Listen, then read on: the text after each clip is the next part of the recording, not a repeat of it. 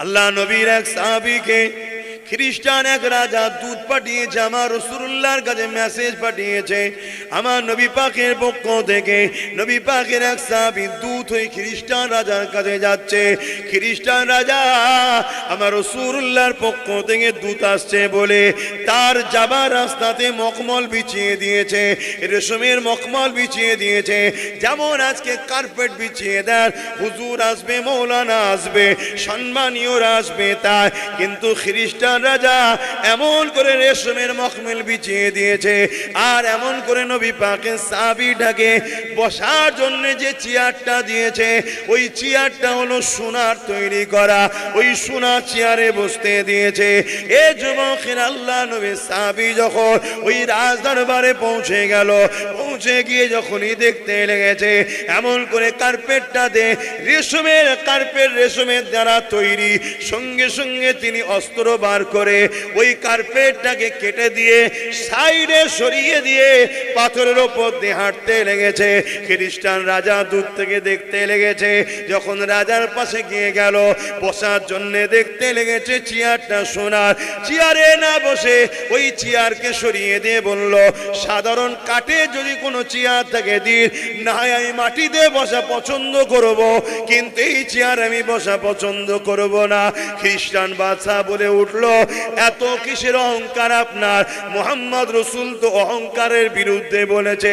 ওই সময় নবী পাকের সাহাবী বললে, এটা আমার কোনো অহংকার নয়, আমার ইসলাম বলেছে পুরুষদের জন্য রেশম ব্যবহার করা হারাম, পুরুষদের জন্য সোনা ব্যবহার করা হারাম।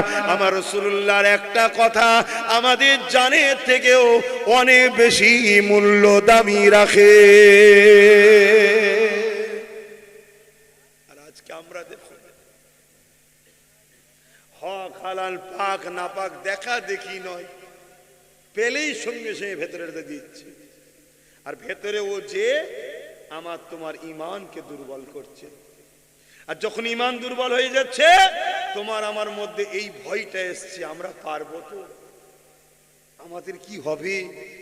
দরকার নেই বাবা, বড় বেঈমানের থেকে ছোট বেঈমানের সাথেই থাক। শুনছেন তো নাকি? এই ভেতরটা দুর্বল হয়ে আছে তাই। আর ভেতর যাদের তাকত থাকে তারা তো সালাউদ্দিন আইবির মতো বলে যে 4 লক্ষ সেলিবিয়াদের সৈন্য রয়েছে, আমরা 12,000 মাত্র। তোমরা যদি আমার সাথে যেতে চাও যেতে পারো, নচেত আমি সালাউদ্দিন একা 4 লক্ষর মোকাবেলা করব মসজিদের পক্ষে দাঁড়িয়ে। জোরে বলুন সুবহানাল্লাহ, আল্লাহু আকবার। এটা ঈমান বলে।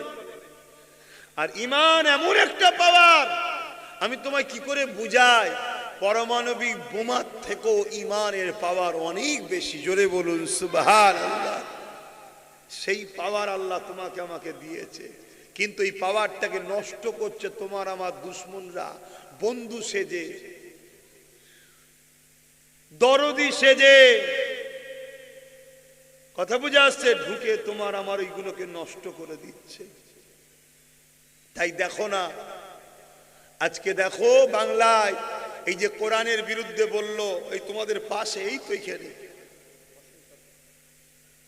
4 পাস, এই আর এক জাহান্নামের কুকুর বললো না, বললো না, এ 4 পাস। তো 4 পাস তুই সামান্য একটা উচ্চারণ, কি বলে, একটা ভালো বাংলার মানে ঠিকভাবে তুই করতে পারবি না 4 পাস যখন, তো তুই কোরআনের আয়াতের মানে কি করে বুঝবি? 1 লক্ষর উপরে কিতাব লেখা হয়েছে শুধু কোরআনকে অপমান করার জন্য, মিথ্যা মিথ্যা কথা শুনছে। আজকে একটা কথা বলবো, কিন্তু আমি বলতে চাইছি এই জালিমের বিরুদ্ধে প্রতিবাদ বন্ধ হয়েছে না চলছে? জোরে বলো। সব তো ঘুমিয়ে পড়লো। কি জালিমের কোনো বিচার হলো? তোমাদের ডান দিকে এই ভাটপাড়ার আর এক জাহান্নামের কুকুর, এসব জাহান্নামে যাবে এরা। শুনছেন তো নাকি? হ্যাঁ, কেন? এরা সন্ত্রাসবাদ, এরা মানুষকে শান্তিতে থাকতে দেয় না, এরা ফিতনা গুড় লাগিয়ে যে মানুষের মধ্যে বিভাজন তৈরি করার প্ল্যান করছে এরা। আজকে তার কোনো বিচার হয়েছে? আমাদের কি খবর? ঘুমিয়ে পড়েছি তো আমরা। আবার 15-20 দিন পরে কেউ একজন কিছু বলবে, আবার আমরা জাগবো, ওঠো রাস্তায় চলো, রোড বন্ধ করো। কিছু নিরীহ মুসলিম অমুসলিম গরিব দুঃখী সর্বধর্মের মানুষের যাতায়াতের অসুবিধে করে আমরা নিজের আবার পাপী হব। ইসলাম এটা শিখিয়েছে। দোষ করবে আব্বাস সিদ্দিকী আর গাল দেবেন নওশাদ সিদ্দিকীকে, এইটা ইসলাম শিখিয়েছে? তাহলে কেউ একজন ভুল করলো, রোড অবরোধ করে সবাইকে কষ্ট দিলেন। বলছেন রোড অবরোধ না করলে তো পুলিশ আসবে না। পুলিশ এসে কি হবে? বলবেন কেস দেন, আমরা দেখছি। কেস নেবে, ওপরে ফোন করবে, হ্যাঁ একটা আমডাঙ্গা থানায় কাগজ জমা পড়েছে। ওপর থেকে বলবে তোর কি মনে হচ্ছে জঙ্গলমহলে যাবার? না স্যার, কি বলছেন? কাগজটা ছেড়ে ফেলে দে, চুপচাপ থাকবে যা, বাস হয়ে গেল তো। কবে বুঝবে আমার কম? কবে বুঝবে? বাপেরা, নওজোয়ান তরুণেরা অনেক কষ্ট করে আল্লাহ নবী এই দিন ইসলামকে দিয়ে গেছে। এই ইসলামের জন্য আল্লাহ নবী মার খেয়েছে। এই ইসলামের জন্য আল্লাহ নবী যখন কাবা শরীফের সামনে দাঁড়িয়ে একটা উঁচু টিলার উপরে উঠে আল্লাহ নবী সবাইকে লক্ষ্য করে বলতে লাগলো, এ আমার প্রতিবেশী এলাকার মানুষেরা, আমি আব্দুল্লাহর বেটা মুহাম্মদ যদি বলি, তুই যে পাহাড় দেখতে লেগেছো, ওই পাহাড়ের ওই দিকে একদল লোক রয়েছে যারা তোমার উপরে এখনই হামলা করবে, তোমরা কি আমার কথা মেনে নেবে? তারা বলতে লেগেছিল হ্যাঁ মেনে নেব। আল্লাহ নবী বললেন, তোমরা তো তাদের কাউকে দেখোনি, কেন মেনে নেবে? তারা বলতে লেগেছিল, মুহাম্মদ আপনি হলেন আল আমিন, চির সত্যবাদী, আপনি কখনো মিথ্যা বলেন না। আল্লাহ নবী তখনই বলতে লাগলেন, তাহলে তোমরা এই কথাটা মেনে নাও, লা ইলাহা ইল্লাল্লাহ আনা মুহাম্মদ রাসূলুল্লাহ, তোমাদের স্রষ্টা হলো একজন, তোমাদের মালিক হলো একজন, তোমাদের খালেক হলো একজন। এই জমিনের মালিক যিনি, এই আসমানের মালিক যিনি, এই কায়নাতের মালিক যিনি। চাঁদ তোমাদের খোদা নয়, সূর্য তোমাদের খোদা নয়, পাহাড় তোমাদের খোদা নয়, খনন করে তোমাদের সাগর খোদা নয়, কেউ তোমাদের রব নয়। রব হলো একজন, লিল্লাহি মা ফিস সামাওয়াতি ওয়া মা ফিল আরদ, জমিন আসমানের একমাত্র মালিক তিনি হলেন আল্লাহ পাক। তোমরা সেই আল্লাহকে মেনে নাও, আর সেই আল্লাহ আমাকে মুহাম্মদ রাসূলুল্লাহ করে পাঠিয়েছে তোমাদেরকে পথ দেখাবার জন্য, তোমাদেরকে অন্যায় থেকে ফিরিয়ে আনার জন্য, তোমাদেরকে অত্যাচার থেকে বাঁচাবার জন্য। এ যুবকেরা, তরুণেরা, যারা আমার রাসূলকে আল আমিন বললো, তারাই আমার নবীর সঙ্গে খারাপ ব্যবহার করে যে যার ঘরে ফিরে চলে গেল। আল্লাহ নবী বাবার মা হারা নবী, নবী আমার চোখের পানি ফেলে কাঁদতে কাঁদতে ঘরে চলে গেল। এ উম্মতে মুহাম্মাদি, একবার ভেবে দেখো আমার নবী পাক কত কষ্ট করেছে এই ইসলামের জন্য। আজকে সেই নবীর উম্মত হয়ে নবীর ইসলামের দুশমন যারা, তাদের পিছনে ঘুরে বেড়াচ্ছি দল করার জন্য। এর থেকে বড় লজ্জা, এর থেকে বড় দুঃখ আর কি হতে পারে? আমার কথা বুঝছেন? আজকে কেউ যদি কোনো একটা দলের দুশমন হয়, আমার কথা উত্তর দেবেন একটু, আমার কথা একটু উত্তর দেবেন, এদিকে শুনুন। ধরুন আমি কোন একটা দলের দুশমন, শুনছেন, আমি চাই সেই দলের ক্ষতি করতে, আর আপনি সেই দলের লোক দাবি করে আপনি যদি আমার সঙ্গে মেশেন, আপনার দল কি আপনাকে ভালো নজরে দেখবে? একটু আওয়াজ দেবেন। আরে দুনিয়ার হাজারো দল জাহান্নামে যাক, তাহলে আমরা রাসূলুল্লাহ দলের দাবি করে আমার মসজিদ, মাদ্রাসা, কবরস্থান, ঈদগাহ, ওয়াকফকে যারা মিটাচ্ছে, তাদের সঙ্গে তোমরা আমি যদি দল করি, কিয়ামত দিন আল্লাহ আমাদেরকে ভালো নজরে দেখবে? কেন বুঝছো না জাত? কেন বুঝছেন না কম? যুবকরা আলহামদুলিল্লাহ অনেক বুঝেছে। আমার মুরব্বী বাপগুলো একটু বুঝতে দেরি হচ্ছে, কারণ একটা বাপেদের হাতে অ্যান্ড্রয়েড মোবাইল নেই, বাপেরা জানে না কি চলছে।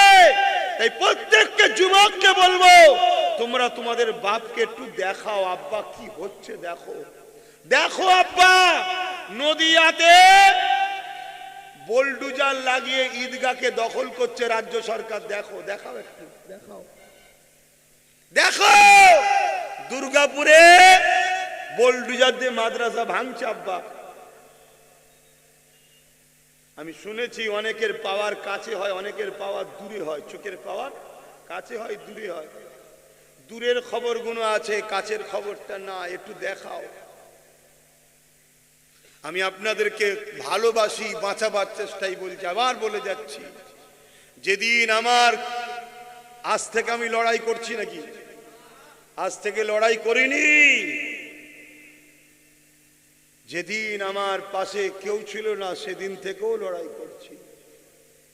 মনে রাখবেন, কারো পিছনে যদি 50 লাখ লোক থাকে, আর এই 50 লাখ লোক দেখিয়ে যদি কেউ লড়াই করে, সে প্রকৃত বিজয় করতে পারবে না। সে নিজে 50 লক্ষ লোকের উপর নির্ভর করে চলছে। আর কেউ যদি নিজে লড়াই করে, তাহলে তার পিছনের 50 লক্ষ লোক নিশ্চিন্তায় থাকবে, আমার জন্য এই যথেষ্ট আছে। আর এটাই ইসলাম আমাদেরকে শিখিয়েছে, যে কারোর উপরে ভরসা নাই, ভরসা আল্লাহর উপরে করো। তাই আল্লাহর উপরে ভরসা রেখে আপনাদেরকে বলছি, আমার নবীর উপরে মায়া দয়া নেই আপনাদের? কি গো কথা বলে? তাহলে সেই নবী এই ইসলামের জন্য, এই কোরআনের জন্য, এই দিনের জন্য মার খেয়েছে না খাই? আজকে সেই ইসলাম কোরআনের বিরোধী করবে, আমরা তাদের সঙ্গে বসবো? বাবেরা, নজওয়ান তরুণেরা, এ নবী বাকি প্রেমিকেরা, আল্লাহ নবী নবী পরে দিনেতে আবার যখন এই মক্কা জমিনে চলে আসলে, মা কাবা শরীফের পাশে দাঁড়িয়ে আল্লাহ নবী আবার যখন দিনের মেসেজ দিতে লাগলে, ওই সময় আবু জেহেল, উতবা, সাইবা, আবু লাহাব আগিয়ে এসে আমার নবী পাকের সঙ্গে বেয়াদবি করলে, আল্লাহ নবী মনে দুঃখে ঘরে গিয়ে কাঁদতে লাগলে। আমার আল্লাহ আওয়াজ দিয়ে দিলে, এ আমার হাবিব, কে আপনার মানবে, কে আমাকে না মানবে, এটা আমি আল্লাহ তার সঙ্গে বুঝে নেব। হাবিব, আপনি মন খারাপ করবেন না, আমি আল্লাহ আপনাকে সত্য সুসংবাদ দাতা করে পাঠিয়েছে, আপনি মানুষকে প্রচারটা করে যান, কে মানবে না মানবে আমি আল্লাহ তার সঙ্গে বুঝে নেব। তবে হাবিব, আমি আল্লাহ জানতে চাই, আপনি কি আমাকে আল্লাহ বলে মানে? আমার রাসূলুল্লাহ জমিন দিয়ে আওয়াজ দিল, আশহাদু আল্লাহ ইলাহা ইল্লাল্লাহ, আয় আল্লাহ আমি সাক্ষ্য দিচ্ছি আপনি ছাড়া কোনো ইলাহা নাই। এই কথা যখনই রাসূলুল্লাহ বললে, আমার আল্লাহ বাদশাহ জিম থেকে আল্লাহ আওয়াজ দিয়ে দিলে, হে আমার হাবিব, আমি সাক্ষী দিচ্ছি আশহাদু আন্না মুহাম্মাদান আবদুহু ওয়া রাসূলুহু, আমি সাক্ষী দিচ্ছি হাবিব আপনি আমার রাসূল, আপনি আমার বান্দা। আমরা যদি সবাই আল্লাহকে ছেড়ে দিই, আল্লাহর কিছু হবে? আমরা সবাই যদি রসুল ছেড়ে দিই, রসুলের কিছু হবে? কপালটা ফাটবে কাঁদে। জান্নাত কি এমনি এমনি পাওয়া যায়?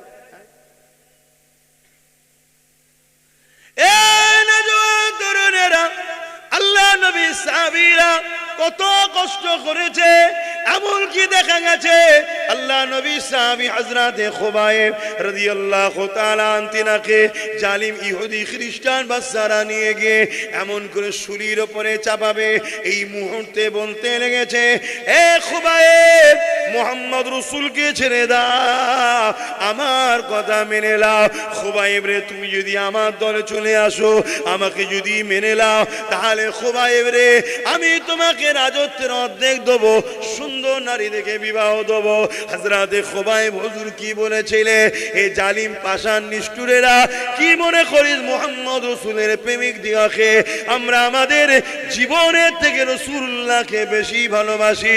মনে রেখে দে, আমার রাসূলুল্লাহর পায়ে একটা কেউ খাটা ফুটাবে, এর বিনিময়ে যে খুবাইব জীবনটা দিতে হয়, জীবন দিয়া পছন্দ করি। আল্লাহ নবীর পায়ে কাঁটা ফুটানো পছন্দ করব না। আরো জোরে বলুন সুবহান।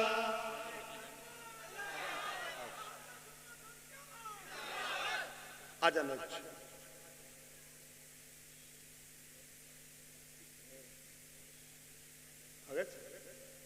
এগুলো নিজে খেয়াল করতে হয়, বলতে হয় আগে থেকে।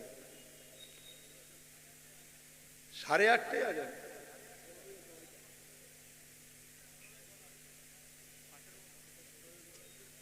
তাহলে সেগুলো জানতে হবে তো।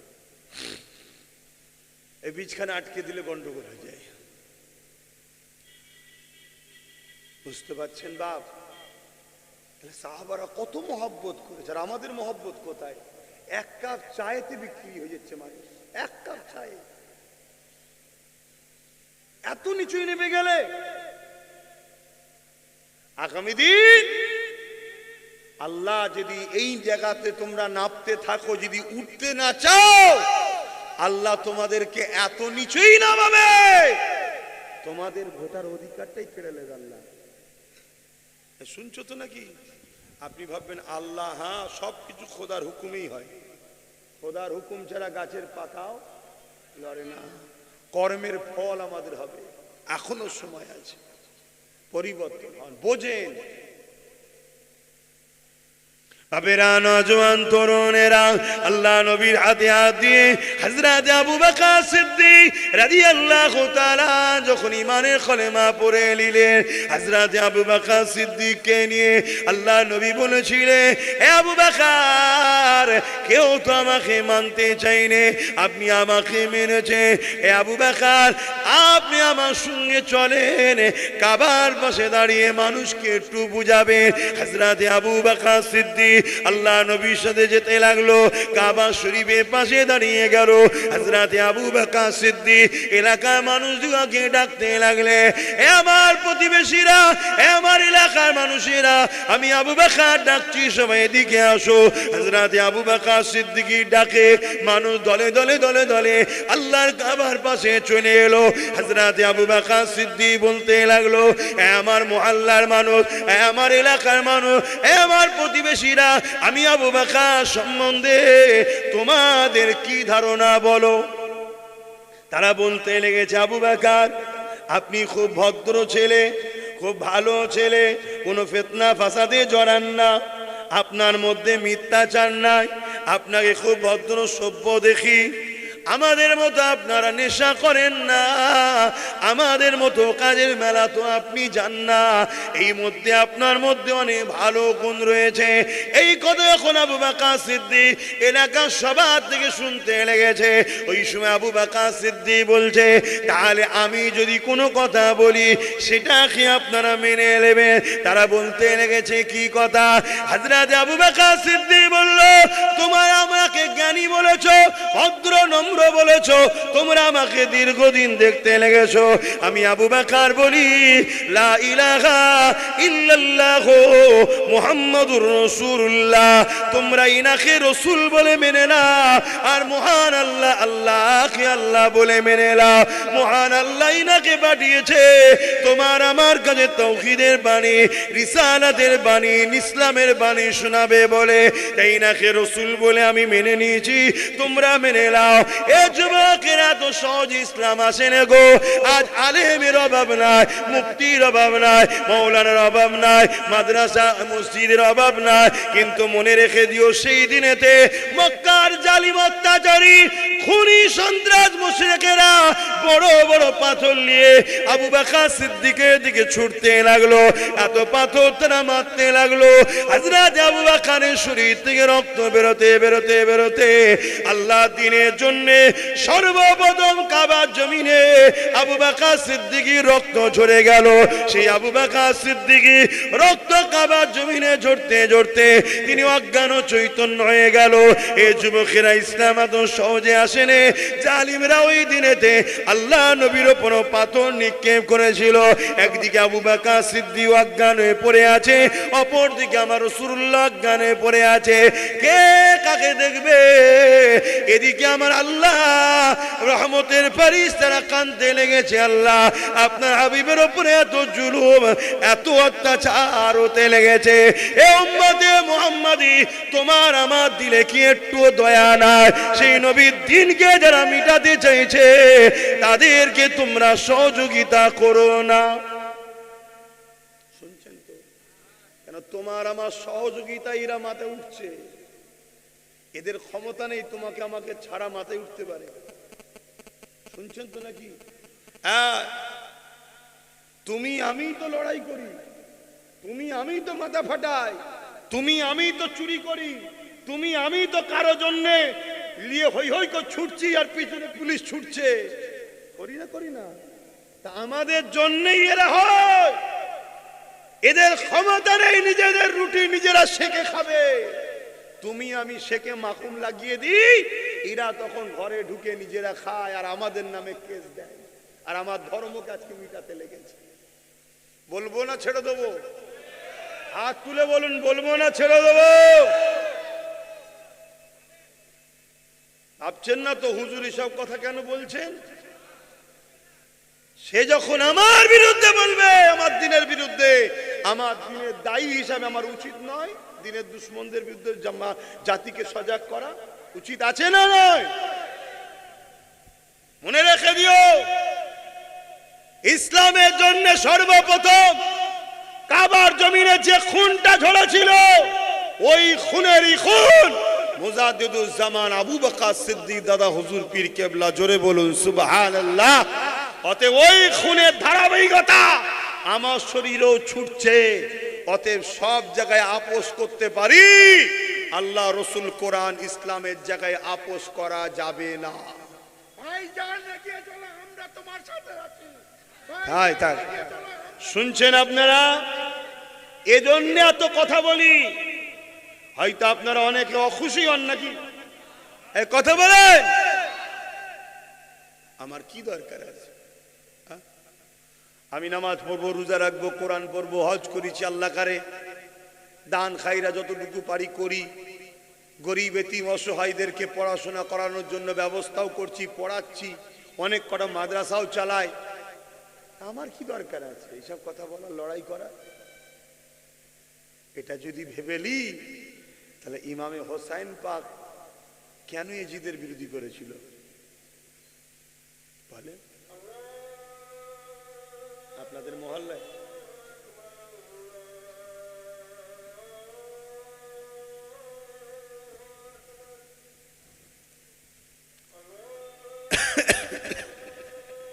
এই যে আজানটা শুনছেন, কালকে এই আজানটা আর শোনা যাবে না, এমন দিন আসছে।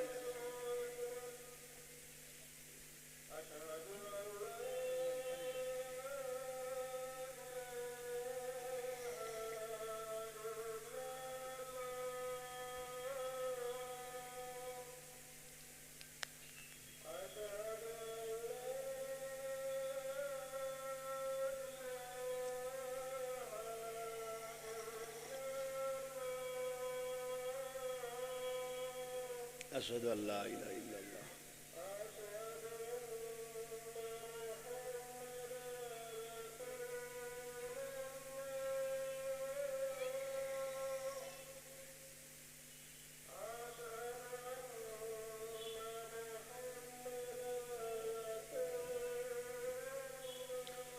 صلى الله عليه وسلم.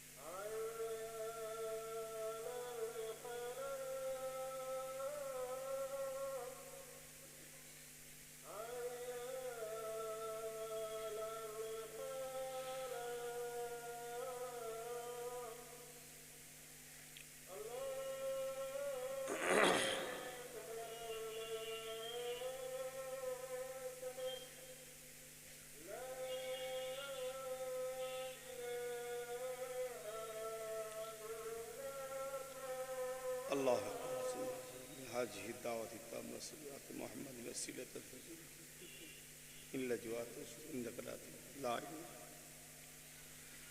درود الشريف اللهم صل على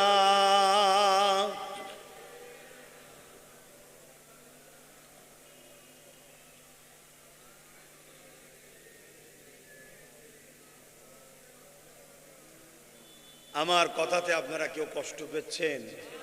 হয়তো আপনাদের মনে হতে পারে যে হুজুর কি বলছে, ভাইজান কি বলছে, বাবাজি কি বলছে। একটু খবর নাও, গ্রিককে 123 বছর পর আজান দিবার পারমিশন পেয়েছে। 123 বছর ধরে লড়াই করছে, তারপর আজকে পারমিশন পেয়েছে। স্পেনে 800 বছর আমরা রাজত্ব করেছি। সেই স্পেনে আজকের দিনে যদি আপনি যান, যত বড় বড় অফিস আদালত, সিনেমা হল, থিয়েটার, অ্যাকচুয়ালি ওগুলো আজকে গিয়ে দেখবেন সিনেমা হল, অফিস আদালত, কিন্তু হাকিকাতে ওটা মসজিদ মাদ্রাসা। আমাদের গাফলতির জন্য মুসলমানদের মধ্যে মুনাফিক বলে একটা শব্দ আছে, গাদ্দার। এই গাদ্দার মুনাফিক মুসলমানগুলো ইসলামের দুশমনদের সঙ্গে হাত মিলিয়ে নিজেদের পদ, নিজেদের জায়গা ঠিক রাখার জন্য তারা এই জাতির সঙ্গে ধোঁকা দিয়েছিল। তাই স্পেনের মুসলমানকে 1 এপ্রিল স্পেনের রানী তাদেরকে গণহত্যা করেছিল। কর্ডোবা জামে মসজিদের মধ্যে 1 লক্ষর উপরে মানুষ নামাজ পড়তে পারে, এত বড় মসজিদ তৎকালীন সময়ে, যেখানে কয়েক লক্ষ মুসলমান একসাথে মসজিদের মধ্যে ঢুকেছিল। বলেছিল মসজিদে ঢুকে যাও, নিরাপদ পাবে। ঢুকে যাবার পর মসজিদে তালা মেরে আগুন ধরিয়ে দেওয়া হয়েছিল। ইতিহাসগুলো জানো। আজকে তোমাদের ঘরেও ঠিক মমতা এইভাবে ফাঁসাচ্ছে, শুনছেন তো নাকি? ওই দিন স্পেনের রানী ফেসেছিল, আজকে ফাঁসাচ্ছে। নতুন করে আবার নাটক করছে, বলছে ওবিসিটা মুসলমানদের একটু কষ্ট হয়েছে, আমি ওটা ঠিক আছে দেখে দিচ্ছি। কেন 26টা পার হতে হবে? কে শুনছেন তো নাকি? কেন সমীক্ষা করে দেখে নিয়েছে 120তে আটকে গেছে। এসব রিপোর্ট তোমাকে বলছি, শোনো, 120তে গিয়ে আটকে গেছে, অর্থাৎ হচ্ছে না। আর আরেকজন যে আছে টাকারি পিটুপিট, এদেরই ভাই, তারাও দেখছে আমরা 90 যে আটকে যাচ্ছি। শুনছেন তো নাকি? ওই যে নতুন করে আবার একটা নাটক করবে। তো যাক, আমার বলার উদ্দেশ্য এটাই, ওই কর্ডোবা মসজিদে যারা পুরুষরা ঢুকেছিল তাদেরকে তো তালা মেরে আগুন দিয়ে পুড়িয়ে দিল। আর নারী বাচ্চাদের ঘরে জাহাজে তুলে অন্য দেশে পার করে দিবার নামে জাহাজকে ছিদ্র করে রেখেছিল আগে থেকে। জাহাজ কিছু রাস্তায় যাবার পর এই 1 এপ্রিল এই দিনটাতে হাজার হাজার লাখ লাখ মুসলমান বাপ মা ভাই বোন বাচ্চারা মেরে শেষ হয়ে গেল। মসজিদের মধ্যে বাপ ভাইকে পোড়ানো হলো, আর সাগরের মধ্যে মা আর বাচ্চাদের কান্নায় সাগরের পানি নিস্তব্ধ হয়ে গেল। এই এপ্রিল ফুল তাই বলা হয়। মুসলমানের ঘরের ছেলে বন্ধুত্ব করতে গিয়ে, সেকুলার সাজতে গিয়ে তোমার ভাইয়ের খুনের দিনটা তোমরা উদযাপন করো কোন সাহসে? আজকে মুসলমানের ঘরের ছেলে এপ্রিল ফুল করে, অর্থাৎ বুকা বানানো ফুল। অ্যাকচুয়ালি বুকা বানিয়েছিল মুসলমানকে এই দিনে, এই জন্য বলে এপ্রিল ফুল। কথা মাথায় ঢুকছে? 800 বছর আমরা রাজত্ব করেছিলাম এই ভারতবর্ষে, আমরা 750 বছর রাজত্ব করেছি। আজকে সেই দিকেই কিন্তু আমরা যাচ্ছি। শুনছেন না? শোনেন, ও আইন করছে মসজিদ মাদ্রাসা মিটিয়ে দেবো, ওয়াকফ কালা কানুন। আর ইনি বলল আমি থাকতে মুসলমানদের চিন্তা নেই। মুসলমান নওশাদকে দিন রাত গাল দিল, দিল না? দিল না? একবারও ভাবলিন এটা তোর নবীর বংশের আওলাদ রে, এটা কুরাইশ খানদানের সন্তান। রাসূল বলেছে কুরাইশরা নেতৃত্ব দেবে, আমার উম্মত কুরাইশের ঝান্ডা তলায় থাকবি। একবারও ভাবলি না? তারপরেও যাক, না মানিস না মানবি, গালিগালাজ দিলি কেন? মা তুলে বাপ তুলে মুসলমান দিয়েছে না দেয়নি? হ্যাঁ, কিন্তু আজকে সেই রাজ্য সরকার কি বলছে? কেন্দ্রের আইনকে মেনেছে না মানে না? জোরে বলুন। তাহলে ভাবুন, তাহলে ডুবালো না? ডুবালো না? এটা কি বিধানসভা? হ্যাঁ, আমডাঙ্গা। এর পাশে কি আছে? অশোকনগর। অশোকনগরের বিধানসভার এমএলএ নাই অমুসলিম, সে না হয় কোরআনের বিরোধীকারীর নামে কেস করেনি, চলো ভিন্ন বিষয়, কেন ওরা তলায় তলায় ভাই ভাই মিলে আছে। আমডাঙ্গার বিধানসভার এমএলএ তো মুসলমান, সে কেস করেছে, একটু বলবেন তো কেন করলো না? আরে মুসলমান সেজে আছে, এ যদি সত্যি মুসলমান হতো তাহলে কোরআনের দুশ্মনের বিরুদ্ধে আল্লাহ তোকে পাওয়ার দিয়েছে, ক্ষমতায় তো তোর সরকার, একটা কেস করা দরকার ছিল না? ছিল না? শুনছেন না শোনেন না? কেস করেন। আমি জানতে চাইছি আপনাদের কাছে, যদি কোরআনের দুশ্মনের বিরুদ্ধে কেস না করে, কাল তোমাকে যখন মারবে মনে হয় তোমার এই এমএলএ তোমার হয়ে লড়বে? খুব ভালো তারে বোঝো। আর এরা এত অসহায়, এরা যদি একবার ফোন করে বলে যে দিদি একটু চাপ আছে, একটা লোক দেখানো কেস করি না, পরের বার আর টিকিট দেবে না। এরা এত অসহায়, কথা বুঝছেন না, বোঝেন না? কিন্তু দুঃখ এটা যে এরকম জায়গায় থাকিস কেন, এরকম জায়গায় থাকিস কেন? নিজের পায়ে নিজের ইজ্জতে থাক। আমরা সাধারণ মানুষ তো সাথ দেবে, কেউ যদি না দেয় আমরা তারপরও 120টা জায়গায় জিততে পারি। কথা বুঝছেন না, বোঝেন না? কিন্তু না, কপাল যদি ফাটা হয়, হাজারো বুঝার পরে সে কুকুরের ন্যায় যতই তেল দিয়ে টানো ছেড়ে দিবার পরে আবার এদের কি দোষ দেবো? কালকে দেখা যাবে একটু মোটা অঙ্কের কাউকে টাকা মারবে, আমার মতো অনেক বক্তা চলে এসে বলবে সব ঠিক আছে, ভালো কাজ করছে আল্লাহ কারে, ব্যাস আপনারাও ভাবলেন এই তো ঠিকই আছে তাহলে। কিন্তু একবারও বিবেককে খাটালেন না। 44টা মুসলিম এমএলএ আছে, মন্ত্রী আছে, শুনছি কে হাফ মন্ত্রী, কে ফুল মন্ত্রী, কেউ আবার মৌলানা মন্ত্রী আছে না? নাই।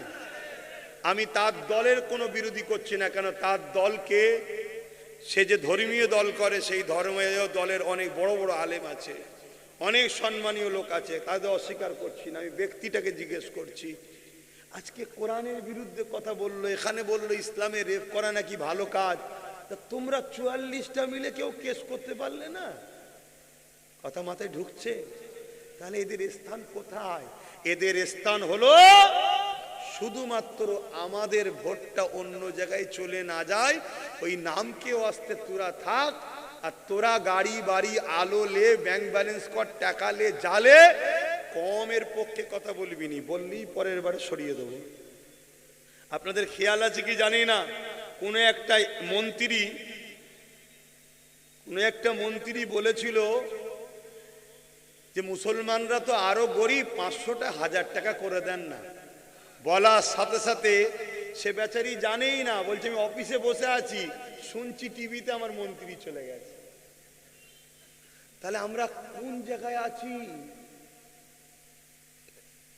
আমার কথাগুলো কষ্ট দিচ্ছে তো? খারাপ লাগছে? বাপেরা, নজওয়ানেরা, ভুল আমাকে বুঝবেন না। রাজনীতি নেতারা রাজনীতি করবে, ধর্মগুরুরা এসে ধর্মের প্রচার করবে, এটাই হলো স্বাভাবিক।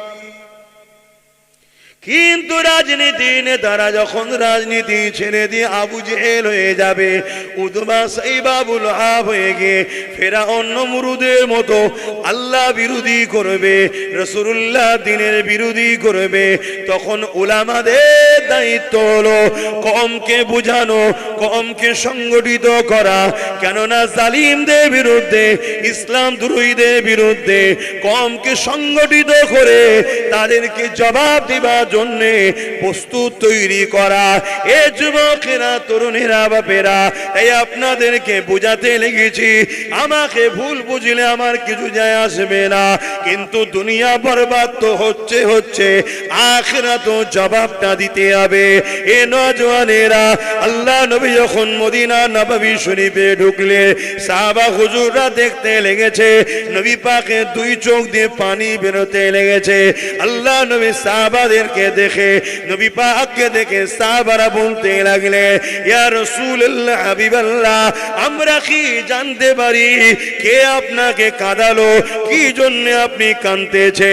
আল্লাহ নবী বললে, এ বাবা সাহাবারা, মক্কা আমার মাতৃভূমি, মক্কা থেকে আমাকে জালিম অত্যাচারীরা তাড়িয়ে দিল। আমি রাসূলুল্লাহ মদিনায় চলে এলাম। মদিনা এসে মানুষকে আমানের কথা বলি, শান্তির কথা বলি, একতার কথা বলি, প্রেমের কথা বলি, এক কথায় আমার আল্লাহর বাণী ইসলামের কথা বলি। কিন্তু আজকে জালিম আবু জেল উতবা সাইবারা ক্ষমতা জোর দেখিয়ে তারা মদিনার উপরে হামলা করার জন্য 1000-এর উপরে লোক নিয়ে মদিনার দিকে রওনা দিয়েছে।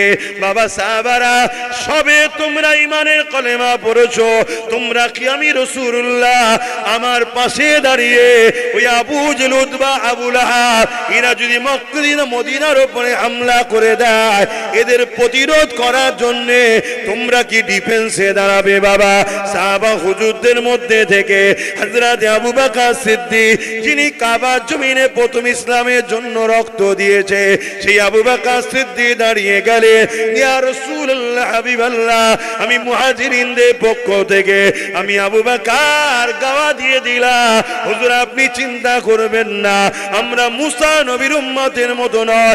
মুসা নবীকে তার উম্মতেরা বলেছিল, ও নবী মুসা, ফিরাউনের সঙ্গে আপনি আর আল্লাহ লড়াই করুন, আমরা না। হযরত আবু বকর সিদ্দিক বলেছিলেন, ইয়া রাসূলুল্লাহ, হাবিবাল্লাহ, আমরা ওই রকম নয়, মুসা নবীর মতো উম্মতের মতো বলবো, আপনি আর আল্লাহ লড়াই করে না। ইয়া রাসূলুল্লাহ, আমরা যেদিন থেকে আপনার হাতে হাত দিয়ে ইমানে নূরের কলেমা পড়েছি, ওই দিন থেকে আমাদের জানমাল সব আপনার। ইয়া রাসূলুল্লাহ, হাবিবাল্লাহ, আপনি চিন্তা করবেন না, একবার হুকুম করেন, মানুষকে ভয় করব না, জীবনের শেষ নিঃশ্বাস পর্যন্ত জালিমদের বিরুদ্ধে লড়াই করে তে রাজি আছি।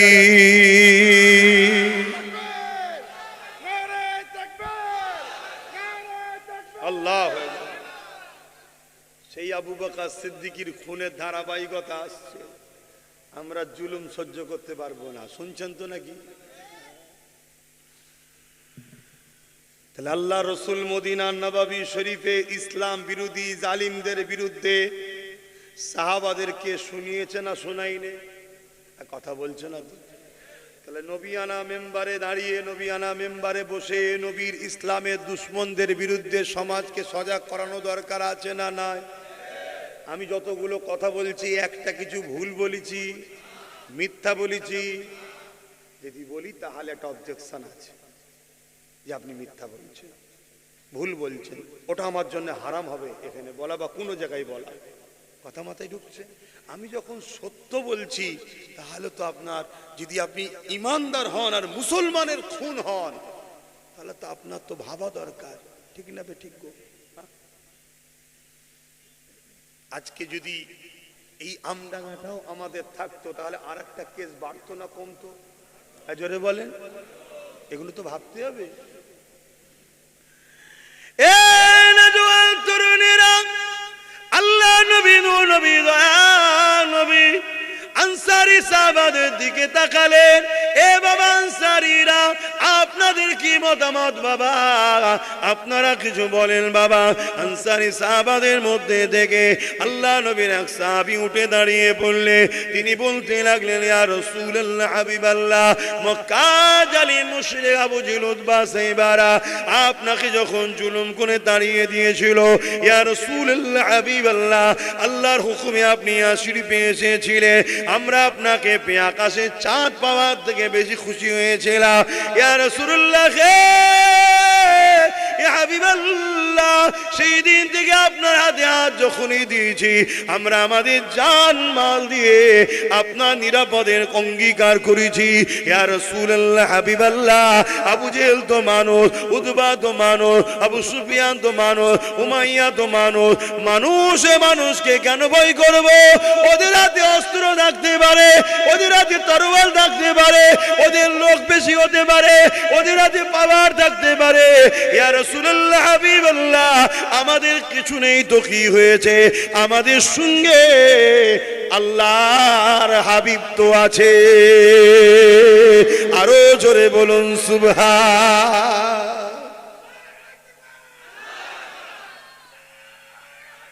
আল্লাহু আকবার, জিন্দাবাদ। তাহলে আজকের দিনে জালিমদের হাতে অনেক কিছু থাকতে পারে, কি আমাদের হাতে কিছু নেই তো কি হয়েছে? আমরা হকের পক্ষে, আমাদের সাথে আল্লাহ রসুল আছে না নাই?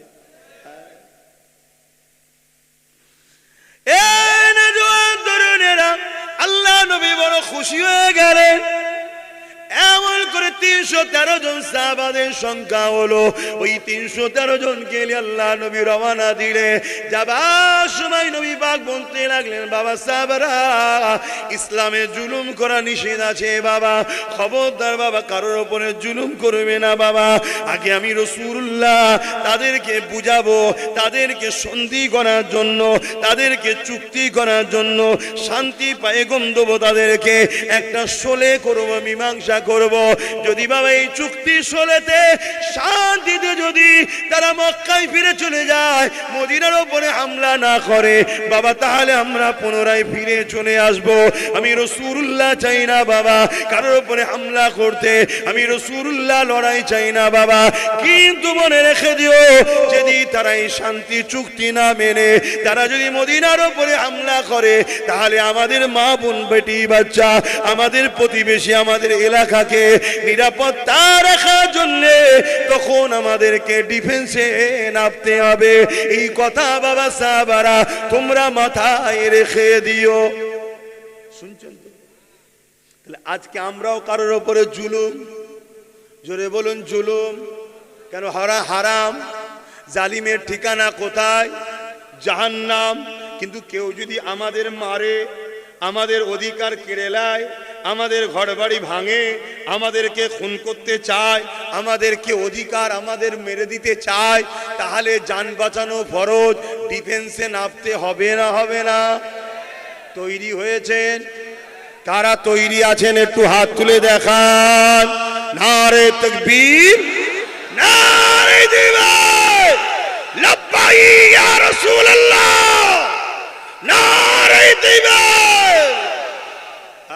তৈরি হন কিসের জন্যে?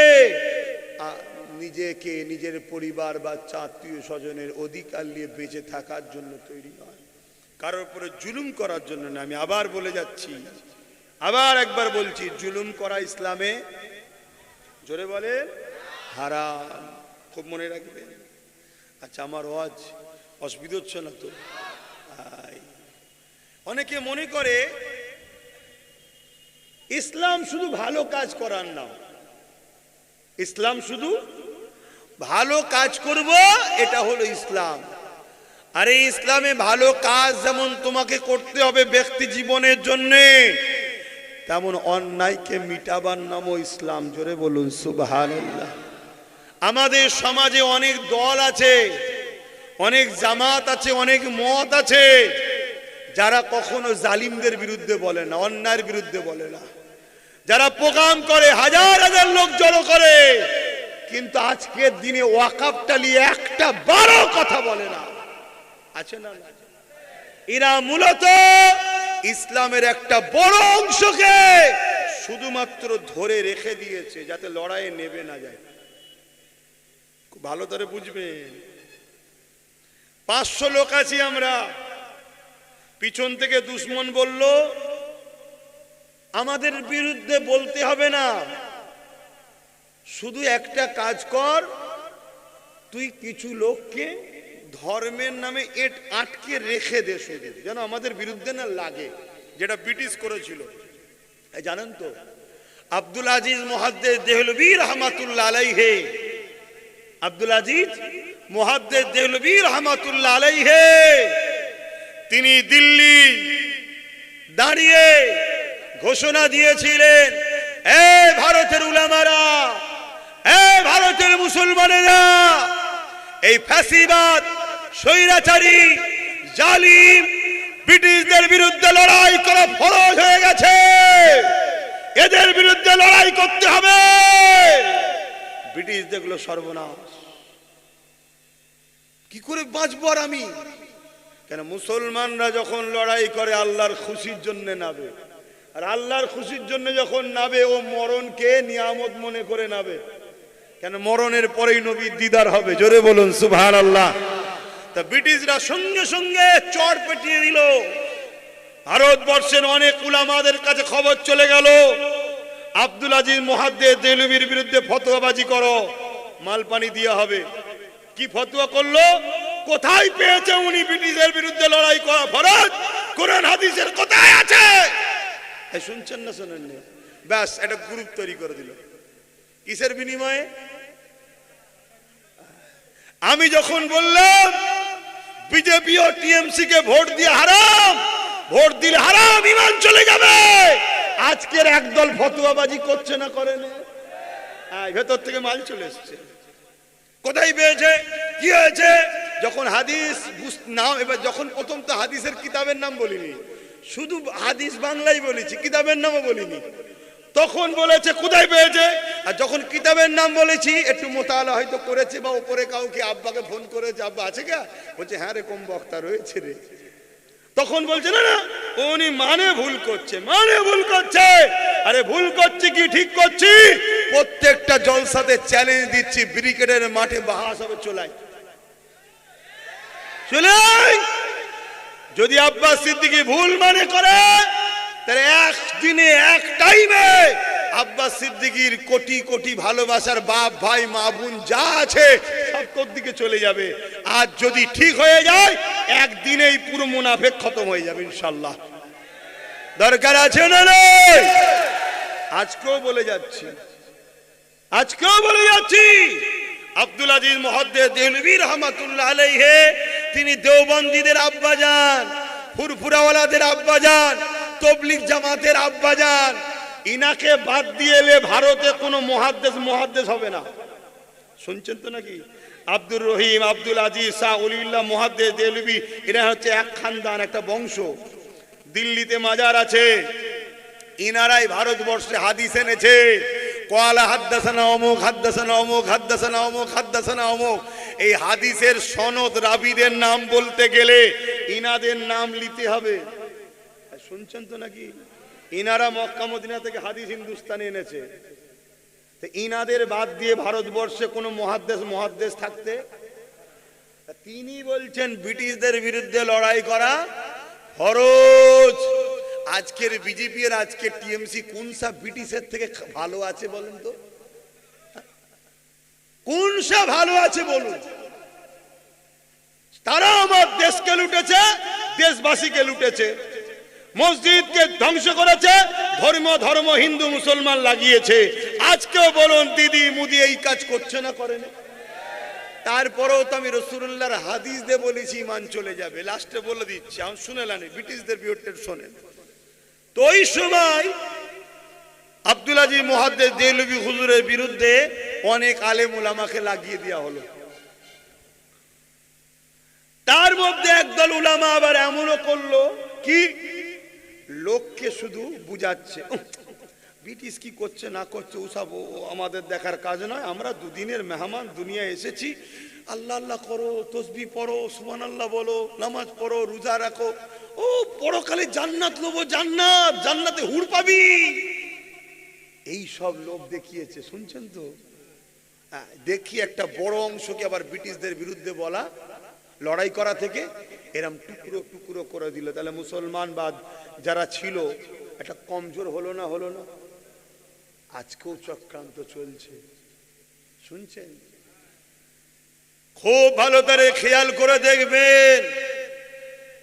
এই বাংলার মানুষ, আমি বুক ঠুকে চ্যালেঞ্জের সাথে পাওয়ারে বলছি, হক সিলসিলা অনেক আছে। এই ভারতবর্ষে 4টে সিলসিলা দ্বারা ইসলাম এসেছে। একটা হলো মুজাদ্দেদ জামান দাদা হুজুর পীর কেবলা, আর একটা হলো হাজী ইমদাদুল্লাহ মুহাজির মক্কি দেওবন্দীদের পীর, আর একটা হলো আলা হযরত আহমদ রেজা খান বেরলভী বেরেলিদের পীর, আর একটা হলো কারামত আলী জৌনপুরীদের পীর। এই 4 সিলসিলা দ্বারা ভারতে ইসলাম এসেছে। 4 সিলসিলার লোকই গরিবে নওয়াজকে সুলতানে হিন্দ বলে মানে। জোরে বলুন সুবহানাল্লাহ। কিন্তু দুঃখের বিষয়, এই পূর্ব ভারতে দাদা হুজুরের ওসিলায় ইসলামের আলো জ্বলেছে, ঠিক না বেঠিক? এই বাংলার মানুষ কুফরির মধ্যে, শিরকের মধ্যে জড়িয়ে ছিল, মানুষের ঈমানের অস্তিত্ব ছিল না। মুজাদ্দিদুজ্জামান দাদা হুজুর পীর কেবলা আপনাদের পদ্দাদদের ঘরে, পদ্দাদি পন্নানা পন্নানীদের কাছে ইসলামের আলো দিয়েছে। নতুন করে আজকের দিনে বাংলার বুকে আমি দেখতে পাচ্ছি, আপনারা দেখতে পাচ্ছেন কি জানি না, দাদা হুজুরের সিলসিলাটাকে মিটিয়ে দিবার প্ল্যান রাজ্য সরকার করছে। যদি বলেন আপনি রাজ্য সরকারকে দেখতে পারেন না তাই বলছেন, আরে একে মিটাবার জন্য আমি কখনো মিটাতে পারবো না, আর একে বাঁচাতো আমি কখনো, একে মিটাবার জন্য আমার আল্লাহ যথেষ্ট, ঠিক না বেটি? না, হাকিকাতটা আপনাকে প্রমাণ দিচ্ছি। রাজ্য সরকার দেখছে, বিগত দিনে এই বাংলায় কোন সরকার ছিল, যখনই ভুল রাস্তায় পা দিয়েছে, মাদ্রাসায় জঙ্গি তৈরি হয় বা একটা চরিত্রহীন নারীকে যখন আশ্রয় দিল, সর্বপ্রথম আওয়াজ উঠেছিল কোন দরবার থেকে? সেই দাদা হুজুরের কোন আওলাদ কিন্তু উঠে দাঁড়িয়েছিল। আমি তার পক্ষে বিপক্ষে কোনো কথা বলতে এখানে আসিনি, কিন্তু দাদা হুজুরের আওলাদ উঠেছিল না, ওঠে না? তো যুগে যুগে তার আগেও যখন কংগ্রেসের সময় ছিল, তখনও যখন তারা অন্যায় করেছিল, সেই দাদা হুজুরের বংশের আওলাদই কিন্তু উঠে দাঁড়িয়েছিল। তা আজকেও যখন রাজ্য সরকার জুলুম করছে, এর বিরুদ্ধে সেই দাদা হুজুরের আওলাদই কিন্তু মুখ খুলেছে। আপনারা জানেন কি জানি না, এই নদীটা পার হয়ে যাওয়ার পর একটা মসজিদ রয়েছে, চুচুড়া মসজিদ, চুচুড়া মাদ্রাসা, যার আজকের বাজার 10 থেকে 15,000 কোটি টাকা সম্পদ। সেই জায়গাটাকে রাজ্য সরকার তালা মেরে দিয়েছিল। এজন্য তালা মেরেছিল, আস্তে আস্তে ওটা নীরবে ধ্বংস হয়ে যাবে, প্রমোটিং করে 10-20 হাজার কোটি টাকায় বিক্রি করে দেবে। আমি সেখানে দাঁড়িয়ে আমার ভালোবাসার মানুষদের নিয়ে এপার থেকেও অনেকে নদী পার করে গিয়েছিল। যারা গিয়েছিলে, কিয়ামতের দিন তোমরা সাক্ষী দেখো, তোমার কোনো ভালো কাজ আছে কি জানি না, আমার কোনো ভালো কাজ আছে কি জানি না, খোদার ঘরকে জালিমদের হাত থেকে রক্ষা করেছি, বিশ্বাস করে আছি, বিশ্বাস করে রাখো, ইনশাআল্লাহ এর বিনিময়ে আমরা নাজাত পেয়ে যাব। জোরে বলুন সুবহানাল্লাহ, বড় ইনশাআল্লাহ। আল্লাহু আকবার। ভাইরা আমার, মন দিয়ে শোনেন না, আমার তকবীর বেশি দেবেন না। ভাইজান আমার, মন দিয়ে শোনেন। তাহলে আজকে সেই ফুরফুরার আওলাদি উঠেছে না ওঠেনি? তা শাসক দেখছে এই সিলসিলাটাকে শেষ করতে হবে। কেন? দাদা হুজুর হলেন আহলে সুন্নাত ওয়াল জামাতের ইমাম। দাদা হুজুর ব্রিটিশদের বিরুদ্ধে লড়াই করেছে না করেনি? কলিকাতায় দাঁড়িয়ে ব্রিটিশ হুকুমতকে হুঙ্কার দিয়ে বলেছিল, এ ব্রিটিশ হুকুমত শুনে রেখে দাও, আল্লাহর ঘরের পাশ দিয়ে যদি বাজনা বেজিয়ে যাওয়া হয়, তাহলে আমি আবু বকর একা নই, তোমার বিরুদ্ধে লক্ষ লক্ষ আবু বকর লড়াই করবে। তখন ব্রিটিশ বড়লাট দিল্লির যে চিঠি চলে গেল, সেখান থেকে এসে হাজির দাদা হুজুরের সঙ্গে বসলেন, বসে বললেন, ফুরফুরার হযরত, আপনি শান্ত হন, যেটা বলবেন সেটা হবে।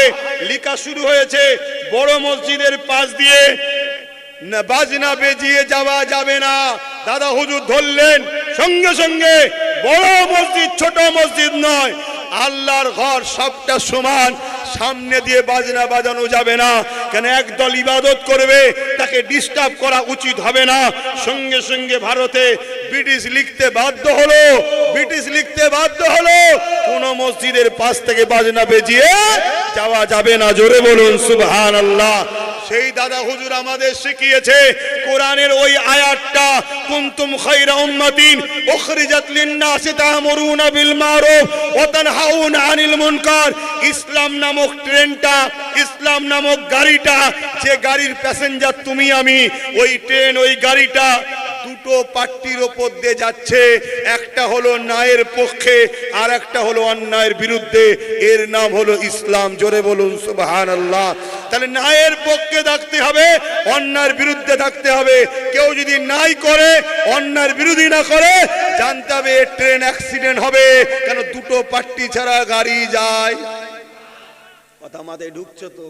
এটা কোরআন বলছি, কোরআন। আজকে দেখছে দাদা হুজুরের সিলসিলার মুরিদগুলোকে যদি দাদা হুজুরের থেকে সরিয়ে অন্য কোনো হুজুর বা অন্য কোনো দলে ঢুকিয়ে দেওয়া যায়, তাহলে আমরা যাই করি বিরোধী করার লোক দাদা হুজুরের আওলাদরা পাবে না। শুনছেন না শোনেন নে? কিন্তু বলো, এই লড়াই কি শুধু আমার মসজিদের জন্য না সবার মসজিদের জন্য? এই লড়াই কি শুধু আমার কবরের জন্য না সবার কবরস্থানের জন্য? এই লড়াই কি শুধু আমার মাদ্রাসার জন্য না সবার মাদ্রাসার জন্য? ওয়াকাফ তো সবার। কিন্তু আজকে চিল্লাচ্ছে কই? কেউ তো বলছে না।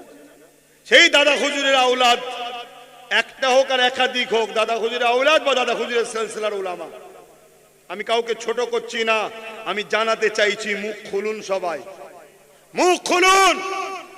আমরা ঘুমিয়ে পড়েছিলাম এই বলে যে বাবরি মসজিদের কেস যখন চলছে এখন আন্দোলন করার দরকার নেই। হঠাৎ করে রায় উল্টো হয়েছে না হয়নি? ওয়াকাফ নিয়েও আমরা যদি ঘুমিয়ে পড়ি, হঠাৎ করে রায় উল্টো হয়ে যাবে। এই ওয়াকাফকে যদি বাঁচাতে চান, কন্টিনিউ আন্দোলন দরকার।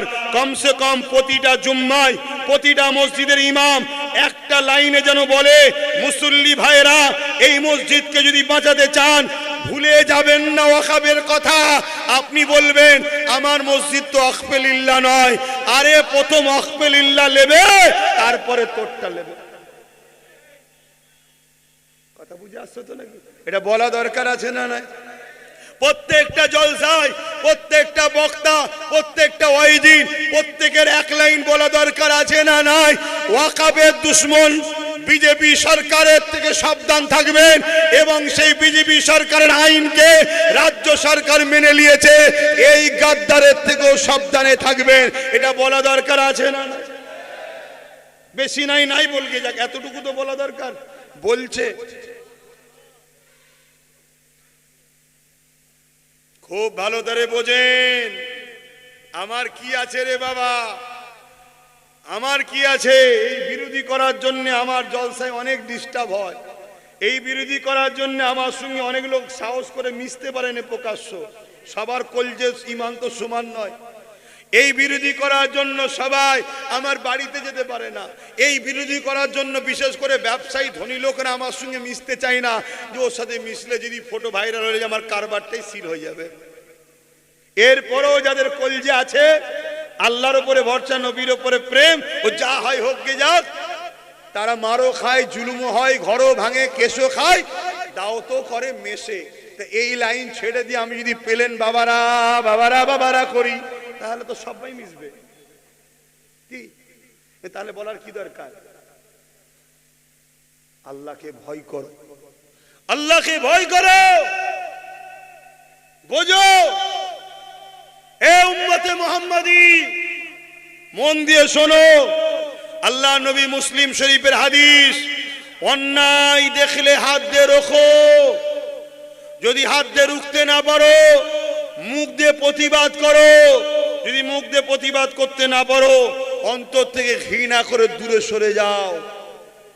একটা গরিব মানুষ যদি দুর্বল হয়, সে নাই ঘৃণা করে দূরে সরে গেল, আমার পিছনে কোটি লোক রয়েছে, আমি একবারও বলবো না যে ওয়াকাফটা বাঁচাবার জন্য আমাদেরকে এক হওয়া দরকার? সেটাও বলতে পারছেন না। তাহলে জানতে হবে দাল মে কুছ। একটু ভাবো, সাধারণ ছেলে, তোমার বাচ্চা কি করবে?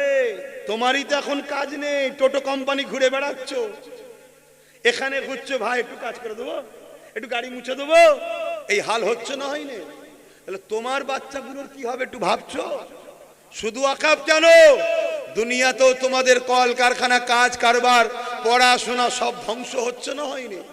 হ্যাঁ, তুমি ভাবছো আমার ছেলেকে মাদ্রাসায় পড়াবো, মাদ্রাসাগুলো তো নীরবে ধ্বংস হচ্ছে। মাদ্রাসা ভ্যাকান্সিতে 10,000 পদ খালি, শিক্ষক নেই। কেন? যাতে মাদ্রাসা শিক্ষাটা ধ্বংস হয়ে যায়। অন্য সরকার বোলডুজার দিয়ে ভাঙছে, এই সরকার দরদি সরকার, মুসলিম দরদি সরকার, ঘুমটা দিয়া সরকার শিক্ষক বন্ধ করে মাদ্রাসাকে শেষ করছে। আর যখন আনএডেড মাদ্রাসা শিক্ষক শিক্ষিকারা বলল বাচ্চাদেরকে মিড ডে মিল দাও, তখন সরকার বলছে কুকুরের বাচ্চাকে মিড ডে মিল দেবো, তো মাদ্রাসার বাচ্চাদের মিড ডে মিল দেবো না।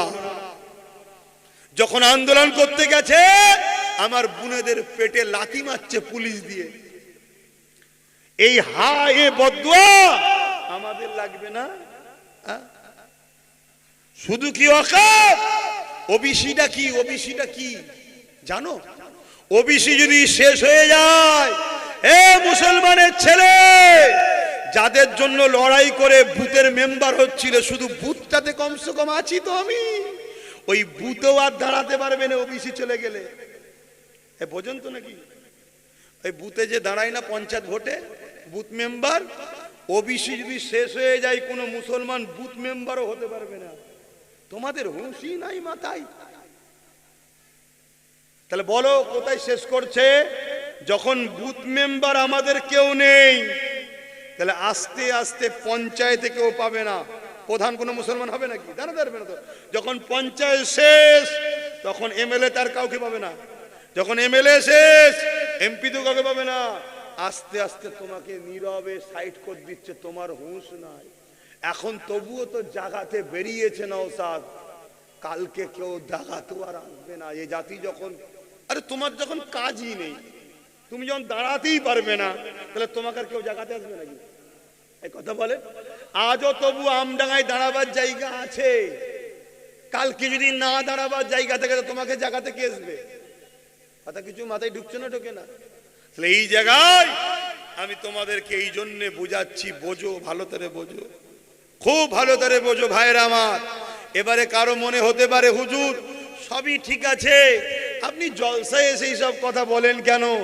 এই জন্য জলসায় বলি, আমার জায়গা তো এইটা, আমার জায়গা তো এইটা। যদি ঈদগায় মুসলিম মেয়েদের যাওয়া নিষেধ থাকে, তাহলে কলিকাতার ঈদের নামাজে মমতা যায়, ওটা কি রাজনীতি নয়?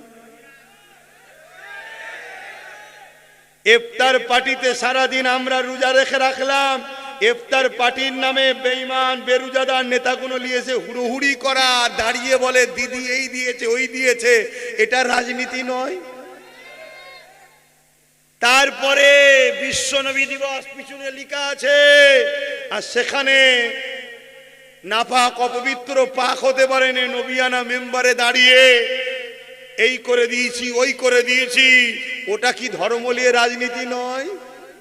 আর আমি যখন নবী বংশের ছেলে কোরাইশ খানদান নবীর মেম্বারে দাঁড়িয়ে নবীর দুশ্মন, ইসলামের দুশ্মন, আজকের ফেরাউন, আজকের নমরুদদের বিরুদ্ধে বলবো, কোন মুসলমানের যদি মনে হয় হুজুর এখানে বলছেন কেন, আমি বলবো আপনি একটু ভাববেন, না হয় আপনিও গুনাহগার হয়ে মরবেন। কথা বুঝে আসছে না? না, এই জায়গায় বলা সেই দিন বন্ধ করে দেব যেই দিন রাজনীতির নেতারা ধর্মীয় জায়গা আশা বন্ধ করে দিয়ে রাজনীতির জায়গায় দাঁড়িয়ে মানুষের সেবা করবে, ধর্মের ক্ষতি করা বন্ধ করবে। কথা মাথায় ঢুকলো? এখন আমার শেষ কথা, রসুল কি বললেন? অন্যায় দেখলে হাত দিয়ে রুকে দাও, রুকে দাও, হাত দিয়ে রুকে দাও, প্রতিবাদ নয়, রুকে দাও। এই রুখতে না পারো মুখ দিয়ে প্রতিবাদ করো। প্রতিবাদ করার ক্ষমতা নেই, তাহলে অন্তর থেকে ঘৃণা করে দূরে সরে যাও। আজকে বলো আমার মসজিদ মাদ্রাসা কবরস্থান ঈদগাহ যে ভাঙছে, এটা নাই না অন্যায়? আজকে সকালের রিপোর্ট, দিল্লিতে একটা মসজিদ 125 বছরের সম্ভবত কাল রাত্রিরে পুলিশ দিয়ে বোলডুজার দিয়ে দখল করা হয়েছে। যেমন ভাবে মুর্শিদাবাদে ঈদগাহকে দখল করা হচ্ছে বোলডুজার পুলিশ দিয়ে, এই কি বলে নদিয়াতে, শুনছেন না শোনেননি? এটা কি অন্যায় নয়? একটু হ্যাঁ কি না বলবেন তো। তাহলে অন্যায় দেখলে রসুল কি বললেন? হাত দিয়ে রোখো। যদি হাতে রুখতে না পারো, অন্যায়কারীদের বিরুদ্ধে মুখ দিয়ে প্রতিবাদ করো। যদি প্রতিবাদ করতে না পারো, অন্তত ঘৃণা করে দূরে সরে যাও। তাহলে দিল্লিতে বিজেপি মসজিদ দখল করছে, অন্যায় করছে। রাজ্যে রাজ্য সরকার ঈদগাহ দখল করছে, অন্যায় করছে না করে না? তাহলে এদের বিরুদ্ধে হাত দিয়ে লড়ার দরকার আছে না নাই? যদি হাতে না পারো, মুখ দিয়ে প্রতিবাদের দরকার আছে না নাই? যদি মুখ দিয়ে প্রতিবাদ করতে না পারো, অন্তত ঘৃণা করে দূরে যাওয়া দরকার আছে না নাই? তা না করে যদি কেউ এদেরকে ভোট দেয়, ঈমান থাকবে? আরেকটা হাদিস রাসূলুল্লাহ বললেন, অন্যায় দেখলে, এই কেউ যদি অন্যায় করে, জালিম অত্যাচারী জানার পরও যদি কোনো মুসলমান তার সাথ দেয়, ওই মুসলমান ইসলাম থেকে বেরিয়ে যাবে। এরা এই যে মসজিদ ঈদগাহকে ভাঙছে, দখল করছে, এটা অন্যায় না অন্যায় নয়? জুলুম করছে না করেনি? এরা জালিম না জালিম নয়? জালিম যখন জালিমকে ভোট দেওয়া মানে শক্তিশালী করা, রাসূলুল্লাহর হাদিস অনুযায়ী তারা ইসলাম থেকে বেরিয়ে যাবে। শুনছেন? এই জায়গায় দাঁড়িয়ে থেকে আজকের এই মানুষগুলোকে জানতে চাইছি, আপনারা কি ওয়াকাফকে বাঁচাতে চান না? বলুন বলুন, বাঁচাতে চান না? কাদের সত্যি বাঁচাবার ইচ্ছা আছে একটু হাত তুলে সাক্ষী দেবেন, বা একটু লম্বা করে হাত তোলেন। কেউ হাত তুলতে বাকি আছে কি একটু দেখুন। কেন ভেতরে দেখা দরকার, গাদ্দার আছে কি? কেউ নেই তো? হাত নামান। কেন আমাদের মধ্যে গাদ্দার আছে বলেই তো মার খেচ্ছি রে বাবা। বাইরের দুশ্মন আমার ঘরে ঢুকতে গেলে হাজারবার চিন্তা করতে হবে। হারা এমন কোন সিস্টেম নেই তো, পা যেই দেবো চারিদিকে বেল বেজে উঠবে। আর কিন্তু ঘরের লোক যদি সেটিং এ থাকে, যে কোনো চিন্তা করবি নি, সব তার কেটে ফিউজ আউট করে রেডি করে দেবো, যাবি মাল নিবি, আমাকে শুধু 50% দিয়ে দিবি, তাহলে আমার ক্ষতি হবে না? হবে না? যেদিন আমার সংখ্যা কম ছিল সেদিন আমরা বিজয় লাভ করতাম। আজকে সংখ্যা এত মার খেচ্ছি কেন? ভেতরে গাদ্দার ঢুকেছে। এজন্য আমি সব জায়গায় কাতার আলাদা করে দিচ্ছি। গাদ্দার চেনো, ঝগড়া করুনি, শুধু চিনেরা করে সর্বনাশ। এ তো গাদ্দার রে, ব্যাস এইটুকু চিনে রাখো। কথা বুঝলেন? তাহলে ওয়াকাফ যদি বাঁচাতে চাও, আমি বলতে চাইছি বাঁচাবে এটা কিভাবে, আমাকে একটু বুঝাও। আমার জানা মত দুটো বলবো, দেখো তো মেলে কি না। প্রথম নম্বর হচ্ছে, সুপ্রিম কোর্ট যদি ওয়াকাফের পক্ষে রায় দেয়, ওয়াকাফ বেঁচে যাবে। তো সুপ্রিম কোর্ট এমনি এমনি রাইট দেবে নাকি? তাহলে কেস করতে হবে। জোরে বলুন। রাজ্য সরকার কেস করেছে, কিন্তু নওশাদ কেস চালাচ্ছে, জানেন তো নাকি? কিন্তু শুধু কেস করলে হবে না। কেস করে যদি আমরা ঠান্ডায় কম্বল মুড়ি দিয়ে শুয়ে থাকি, সুপ্রিম কোর্টের ওপরও চাপ আছে না নাই? কেন কোর্টটা হয়তো বড় হতে পারে, যারা জজ তারাও তো মানুষ তো রে বাবা, তাদেরও বউ ছেলে পুলে আছে না নাই? এই দুনিয়ায় কি হয় সবই তো জানো, ফোনে একটা হুমকি এলেই তো ব্যাস। তাহলে সেই জায়গায় পেশার আন্দোলন রাখতে হবে না? হবে না? তাহলে এই আন্দোলন আগামী দিন কলকাতায় যেতে হবে না? হবে না? হাত তুলে বলো, যেতে হবে না? হবে না? আগামী দিন কলকাতায় আসো, তার জন্য কাজ চলছে। কথা বুঝে আসছে? এটা একটা পাঠ। আর একটা পাঠ হলো, মন দিয়ে শোনো, এই আইনটা করেছে কারা? যাদের হাতে রাজ ক্ষমতা আছে, তাই তো? বাংলায় এই আইনকে লাগু করলো কারা? যাদের হাতে রাজ ক্ষমতা আছে। তাহলে রাজ ক্ষমতা দিয়ে এরা যেমন আইন করেছে, লাগু করেছে, আমরা যদি রাজ ক্ষমতা দখল করতে পারি, তাহলে এই আইনকে আবার ক্রস চিহ্ন দিয়ে আমরা আমাদের মসজিদকে ফিরিয়ে নিতে পারি না? পারি না? এই জোরে বলে। আপনারা নিশ্চয়ই জানেন একটা মসজিদের নাম বলছি, আয়া সুফিয়া। নাম শুনেছেন? একটা একই না, খবর টবর রাখেন না। আয়া সুফিয়াকে সেলিবিরা দখল করে নিয়েছিল। আবার আল্লাহ যখন আমাদের ক্ষমতা দিল, আমরা আবার আয়া সুফিয়াকে পুনরায় ফিরিয়ে নিয়ে নামাজ আবাদ করে দিয়েছি। জোরে বলুন সুবহানাল্লাহ। তাহলে এই জায়গায় যে ক্ষমতায় ওরা আমাদের মসজিদ মাদ্রাসাকে নিচ্ছে, ওই ক্ষমতা দখল করে আমাদের মসজিদ মাদ্রাসাকে বাঁচাতে হবে। কথাটা কি আমার বলা ভুল হচ্ছে? এই দুটো কথা কি আপনাদের মনোপুত নয়? কারা কারা আমার সঙ্গে একমত একটু সাক্ষী দেবেন? কষ্ট দিচ্ছি বারবার, শীতে হাত ঢুকিয়ে রেখেছেন আর বাবাজি শুধু বার করে দিচ্ছে হাত। কি হবে বল দেখি, হাত নাবান। ছেলে বারবার হাত বার করেছে আর বাপ ভরে রাখবে মানে? হ্যাঁ, আমি একা কষ্ট করব, বাপকেও কষ্ট করতে হবে। তো এই জায়গায় তাহলে এই দুটো মতে যখন একমত, তাহলে কলিকাতায় আমরা আন্দোলন করব। শুধু কলিকাতায় নয়, যতদিন না সুপ্রিম কোর্ট ফাইসাল্লা দিচ্ছে আমাদের আন্দোলন, জোরে বলুন, এক জায়গায় 100 বার আন্দোলন করতে হয়, করব। আন্দোলন আন্দোলন চলবে। পাশাপাশি রাজ ক্ষমতা দখলের লড়াই চলবে না? চলবে না? তাহলে কার সাথে করবেন? দিদির সাথে না মোদির সাথে? দিদির সাথে না মোদির সাথে?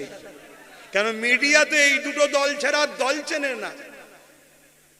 কি সেটিং হয়, এ থাক নাই ও থাক, হয় এ থাক নাই ও থাক, অন্য কেউ না আসে। কথা মাথায় ঢুকছে না? ঢুকে না? হ্যাঁ। আর বাংলায় বিজেপি ছিল 2011-র আগে, বাংলায় বিজেপি ছিল। একটু বাপেরা বলবেন, আমার নাই বয়স, হালকা বলছেন। বিজেপি ছিল কি বাংলায়? তা বাংলায় বিজেপি এলো কি করে? ধরুন এই গ্রামে একটা কোনো বাড়ি বড় লোক আছে, হয়তো একটা পাহারাদার রেখেছে 10-12টা, 50 বছর 60 বছর ধরে পাহারা দিচ্ছে, কোনোদিন চুরি হয়নি। এখন বাড়িওয়ালা তাকে সরিয়ে দিয়ে নতুন পাহারাদার এনেছে, আর তারপরে ঘন ঘন চুরি হচ্ছে। তাহলে সমস্যাটা কোথায়? পাহারাদারের না অন্য কোনো জায়গায়? তাহলে সেটিং আছে পাহারাদার চোরের কি? তাহলে কোনোদিন এই বাংলায় ছিল না, আর তুমি আসার পরে বাংলায় হু করে আসছে, কি ব্যাপার? হ্যাঁ, কি সেটিং? আনন্দবাজার পত্রিকাটা কি ভুলে গেছেন? আমার আব্বারা দেখেছেন আনন্দবাজার পত্রিকা? আনন্দবাজার পত্রিকার ফ্রন্ট পেজে রাজ্য সরকার মমতা বলেছিল বিজেপিকে ফন্ডে এনে লড়বো, অর্থাৎ বিরোধী হিসাবে বিজেপিকে রাখবো, অন্য কাউকে নয়। কেন? বিজেপি যদি বিরোধী হয় মুসলমানকে সহজে পাবো, শুধু বলবো বিজেপি চলে আসবে, বিজেপি চলে আসবে। সেই ছোটবেলায় ছেলে ধরা মা টাইপের। ছোটবেলায় আমাদের মায়েরা ভয় দেখাতো না? দুপুরবেলা ঘুমোতে চাইলে ছেলে বেরিয়ে পড়ছে, কি অমনি মা বলছে বেরোসনি, হুম্বুরির মা আছে ধরে নেবে, ছেলে ধরা আছে। ছেলে যখন কোনো কিছুতেই শুনছে না, তখন মা দেখছে তাহলে একটা হুম্বুরির মা তৈরি করতে হবে। সেই হুম্বুরির মাটাকে শুভেন্দু অধিকারী। শুনছেন তো নাকি? দেখছে মুসলমান তো চলে যাচ্ছে, মা দেখছে আরে পালাচ্ছে তো ছেলে, তাহলে হুম্বুরির মা দরকার। শুভেন্দুকে সেজিয়েছে, যা যে দিনরাত রোহিঙ্গাদের ফুপু খালা যা খুশি আমাকে বলকে যা, শুধু মুসলমানদের ভয় দেখা, শুধু মুসলমানদের ভয় দেখা। ওই হুম্বুরির মা যেই ভয় দেখা এসে আমরা ছুটে মায়ের কোলে চলে যাই না, যাই না। এই সেই পলিসি এরা দুজন করছে। কথা মাথায় ঢুকছে? শেষ কথা একটা, কুরবানি দেন আপনারা? একটু কুরবানি কাদের এলাকায় হয় একটু হাত তুলে দেখান না। কুরবানি হয় তো? দেখেছেন কুরবানি? হ্যাঁ, কুরবানি করে কে? ইমাম সাহেব। আর কুরবানির পশুটাকে হাতে পায়ে দড়ি বাঁধে কে? ওর জন্য আলাদা লোক আছে না? নাই। হ্যাঁ, ইমাম যখন হাতে পায়ে দড়ি বাঁধে, এই বাঁধার আগে কি ইমাম সাহেব ছুড়ালে কুরবানির পশুর সামনে এসে ঘোরে নাকি? ঘুরলে কপালে বিপদ। ইমামকে একেবারেই কুরবানি করতে হবে। তা ইমাম তখন সাইডে থাকে, ছুরিও সাইডে থাকে। আগে আপনারা গিয়ে সাধারণ লোক কুরবানির পশুকে গায়ে হাত বুলায়, খড় খাওয়ায়, পানি খাওয়ায়। এমনি তো বলেছে দুধের গরু, ভালো করে হাত টাত বুলিয়ে তার হাতে পায়ে দড়ি বেঁধে কপিকল করে টেনে ফেলে দিয়ে শুইয়ে দিয়ে পিঠের ওপরে কাঁধের ওপরে সব চেপে ধরেছে। ও বড় বড় চোখ বার করে দেখছি, কি হলো রে বাবা, এখানে খাবার ছিল তো। তারপরে দেখছি ইমাম সাহেব ছুরি নিয়ে এসছে। অত ইমাম সাহেব এখন দূরে আছে, ইনাকে দিয়ে ইমাম সাহেব আমাদেরকে বাঁধছে। শুনছেন না? হ্যাঁ, রাজ্য সরকার হচ্ছে বাঁধছে, ইমাম সাহেব দিল্লিতে আছে। যখন বাঁধা হয়ে যাবে তখন বড় বড় চোখ বার করে দেখবি কি হয়ে গেল বন্যা রে, তখন আর কিছু করার থাকবে না। তোমরা আমার বাপের ছেলে, দাদা হুজুরের রুহানি বাচ্চা বা অন্য সিলসিলার হলো আমার নবীর উম্মত, তাই বুঝাচ্ছি আমাদের লড়াই হিন্দুদের বিরুদ্ধে নয়, আদিবাসীর বিরুদ্ধে নয়, মতুয়াদের বিরুদ্ধে নয়, আমাদের লড়াই হলো জালিম শাসকদের বিরুদ্ধে। অতএব আদিবাসীর সঙ্গে বন্ধুত্ব করো, দলিতের সঙ্গে বন্ধুত্ব করো, মতুয়ার সঙ্গে বন্ধুত্ব করো, এসটি এসসি কে বুঝাও, বুঝিয়ে দেখাও, নওশাদকে দেখো তোমার মমতা কি এত সেকুলার হতে পেরেছে? তোমার মুদি দেখাও, সবার জন্যই ছেলেটা লড়ছে। তোমরা জানো কি জানি না, এসআইআর নিয়ে পর্যন্ত সুপ্রিম কোর্টে কেস করেছে, তোমাদের জানা নেই হয়তো। নওশাদ কেস করেছে, তোমরা জানো? কিন্তু এখানে দিদি কি বলছে, এসআইআর এ কারো নাম বাদ গেলে এখন আবার ভাইপো নেবেছে। ভাইপো দেখছো তো ওই মুখটা বয়স হয়ে বেঁকে গেছে আর চলছে না, তা আমি দেখি চেষ্টা করছে। কথা শুনছেন না শোনেন নে? কখন লরির মাথায় উঠে পড়েছে, কখন হুটে হুটে পড়ছে, কি করবে দিছে বুঝে পাইনি। তবে এতটুকু মনে রেখে দিও, আল্লাহ পশ্চিম বাংলার মুসলমানকে নুন বানিয়েছে, আর মুসলমান নিজে থেকে হতে যাচ্ছ তেজপাতা। এজন্য দুর্দশা। নুন হও। নুন এত খতরনাক জিনিস, তুমি ছাড়া বাংলায় সরকার হবে না, আর তোমাকে নিয়ে কেউ যদি বেশি জ্বালাতন করে, মানে বেশি নুন দিয়ে দেয়, সেটাও খাওয়া যাবে না। কথা মাথায় ঢুকছে তো? সেই জায়গায় আজকে নওশাদ লড়ছে। আমার শেষ কথা, আপনারা আমাকে ভালোবাসেন, ভালোবাসাই বলার অধিকার আছে তো নাকি? আমি একটা হুজুর, দিনের প্রচারক, আমার মসজিদকে যে বাঁচাবার জন্য কেস করবে, আমি তার সাথ দেবো না? দেবো না? জোরে বলুন। তা নওশাদ আমার ভাই, পরের কথা। নওশাদ ওয়াকাফ বাঁচাবার জন্য সুপ্রিম কোর্টে কেস চালাচ্ছে, তাই আমি ওকে সাথ দিচ্ছি। তোমরা ওর সাথ দেবে কারা? হাত তুলে দেখাও। এ হাত মনে থাকবে, এ হাত মনে থাকবে। হাত তুলে রেখেছো, ডায়ে বাঁয়ে একটু দেখে নাও, দেখে নাও। যদি কেউ হাত না তুলে ঝগড়া করবে নাকি? খবরদার নয়, আমরা ঝগড়ার পক্ষে নয়। হাত নামাও, ঝগড়া করব না, আমরা শুধু বুঝে নেবো এ আমাদের নয়। কথা বুঝে আসছে না? নাই, যার আছে তার সাথে থাকবে, যাক, আমাদের দেখার দরকার নেই। এ কথাটা মনে থাকবে। আচ্ছা, 500, 1000, 1000, 2000, 5000, 10,000ও দিতে পারে, বিক্রি হয়ে যাবেন না তো? যদি 10,000 দেয়, বিক্রি যাবেন? বিক্রি হলে কি হবেন জানেন তো? হ্যাঁ, এই যে বিহারে ভোট হয়ে গেল না, বিহারে ভোট হয়ে গেল, আমার কিছু বোন বিজেপির মিটিং এ গিয়ে খুব নাচছে দেখি, তারপরে কিছুদিন পরে দেখি কাঁদছে। मीडिया जिज्ञेस করছে क्या बात है, क्यों रो रहे हो? बोलছে अरे यार 10,000 रुपया दिए थे भाजपा वाला, वो वोट दे दिए उन लोगों को, वो लोग जीत के हमारा ही घर तोड़ रहे हैं। 10,000 টাকা দিয়েছে, ভোট দিয়ে দিয়েছি, এখন জিতে আমাদেরই ঘর ভাঙছে। অন্য রাজ্যে বিজেপি যা করছে, এই রাজ্যে টিএমসি তাই করছে। অন্য রাজ্যে বিজেপি আরএসএস কে খুশি করছে, এই রাজ্যে টিএমসি আরএসএস কে খুশি করছে। আমাদের সবাইকে শেষ করছে আরএসএস। কথা মানে থাকবে? কথা ক্লিয়ার? এই কথাগুলো একটু বললাম, অসুবিধা হলো? আমি আবার বললাম, আমার বলার জায়গা তো এইটা, আমার তো অন্য জায়গা নেই। আমার যদি অন্য জায়গা থাকতো, আমি সে জায়গায় যে বলতাম। তা আমার দিনের যারা ক্ষতি করছে, আমি তাদের বিষয়ে আমার কমকে বলবো। আপনারা আমার এই কথাগুলোকে বাপ মাদের ঘরে শোনাতে হবে না? হবে না কেন? আমার মায়েরা বোনেরা 1000-1200 করে পাইতো, এখন ওই নেশাতে থাকতে পারে। আমার আম্মা জান, আমার বোন, ছেলে হিসাবে ভাকে, ছেলে হিসাবে মাকে, ভাই হিসাবে বোনকে বলবো, মুরগি তো পোষেন আপনারা, চাল খাওয়ান না? খাওয়ান না? চাল খাওয়ান না? খাওয়ান না? কেন? মোটা তাজা যাতে হয়, ডিম দেবে, ডিমটা হলো ভোট। আর কুটুম এলে জবাই হবে। বুঝার যদি হয় বুঝবেন, না বুঝার হয় আমার কিছু করার নেই। ইয়া নবী,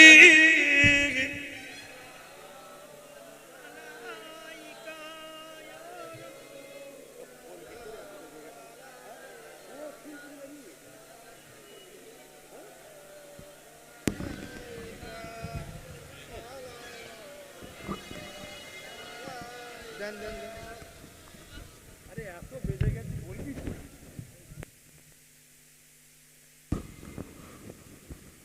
আলামিন মিছন গোয়া দাঁড়িয়ে আছে, ও তো বলবে 8টা পার হয়ে যাচ্ছে, ও মনে হয় শুনছে। طلع البدر علينا